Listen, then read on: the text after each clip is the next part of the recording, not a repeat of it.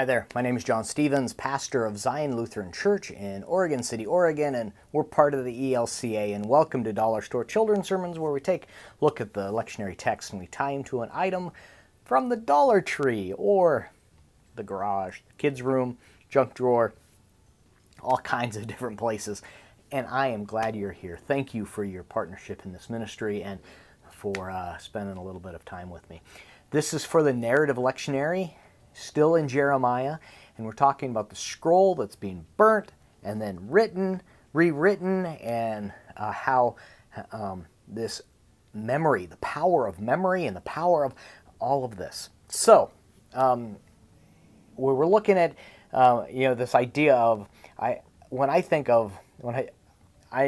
you know that I'm a magician, or at least many of you do know I do some magic tricks, and so I can't help but when I'm thinking about something being burned, and then it's a restoration, really, if you will, of memory, of writing it down, that we cannot destroy the story of God.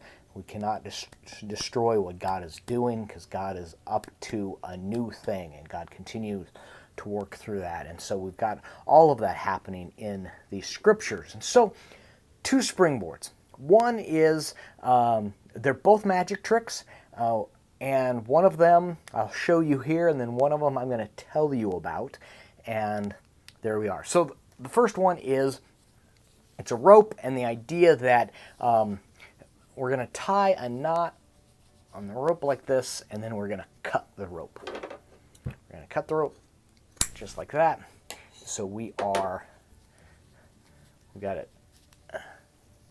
Two pieces of rope. We've destroyed it. We've cut the story. We've cut the line of the story. You know, you've heard that, you're giving me a line. Well, we've cut that, and there's no hope and things like that. And then we're talking about that in here where God says, remember the story. Rewrite this down. Write it down. I can't help but think of all of the times that we hear where God says, we'll write the law on their hearts, and as we, as the people of God, as we've, through the story of Acts, and we're the church and all of that, how that where we thought that it was done. I mean, we could even, I'm not pulling Jeremiah into the story of Christ, but in the cross and the empty tomb. With the cross, we thought the story was done. The disciples thought the story was done. All of those things. But we retell the story, and we know that we see that it's there's power in that. So this, taking that and talking about the restoration and the power. So the way this is done, this trick is done, is it's the power of a square knot. So you are going to take, you're going to hold the rope like right in the center. The other piece, you're gonna come over. So you've got rope here, and then when you come, so it's almost, you're going to have to maybe even look it up to how to tie a square knot. The square knot looks like that, but the way, find the scouts in your congregation. But so you've got the holding here, the first one goes over and under. And then this, again, so you're going to pull this facing the other direction. So it starts off facing this way. You're going to turn it and face it the other direction. And this is, again, going to go over and under. Okay? So that's remembering over and under. We're going to do this again. So you're holding it here. This goes over the rope and under, up like this. And then with this rope, you're turning it this way, you're going to go over the rope again and under. And that's, you've got your,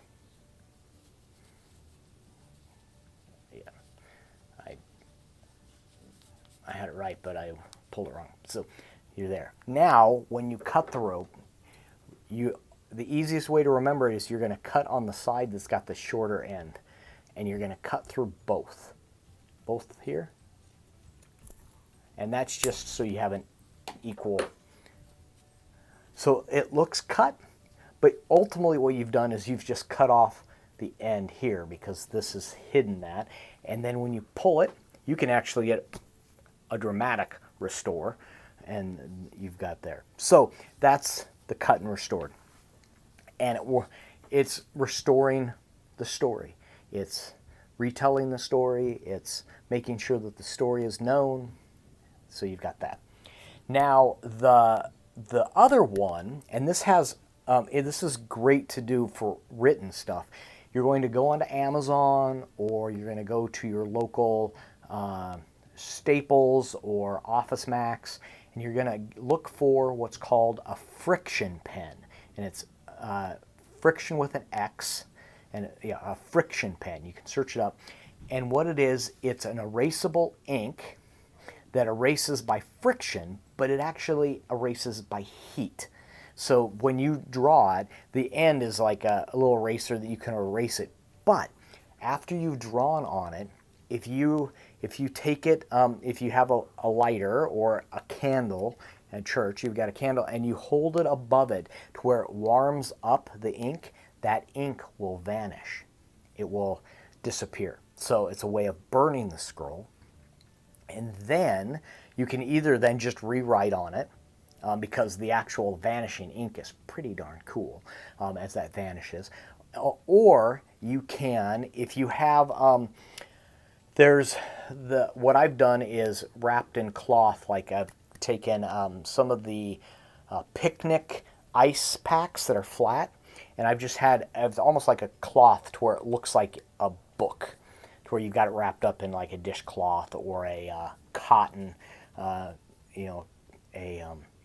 the kind of cloth you would cover bread dough or something like that. You've got that wrapped to where you can then take that piece of paper or the 3x5 card, put it in you can put it in the book where you've got ice on both sides, and when you close it, when the ink gets cold, it reappears.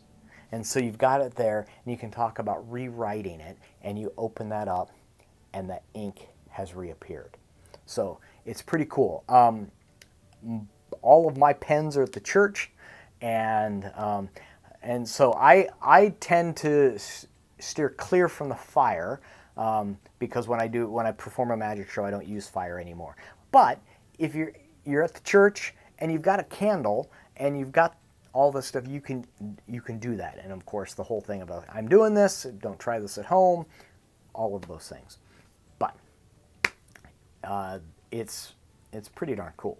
And so you've got the cut and restored, the line of the story, and it's cut, but it gets restored because we're retelling. So anyway, I hope those can be springboards for your own thinking around your children's sermon. Thank you so much for being a partner in this ministry.